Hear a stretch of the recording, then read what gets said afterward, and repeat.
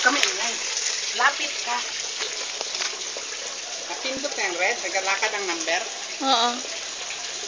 Lapit mo pa. Wala na. Saan ka nakapawak kita? Yung gate dyan na maganda sa loob mo. Nagdato manot sa siguro yan. Ha? Nagdato manot. Nagdato manot yan? Oo, kaya dito ba sa dati? Ah, dyan mo. Ah, nakatira dyan ngayon? Sila Gilito man. Sila? Gilito. Ha? Ito ka sabi na.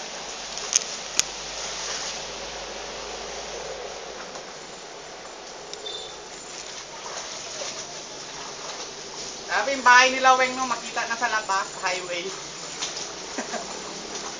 Hindi pa rin nasira kahit ilang lindol na dumaan.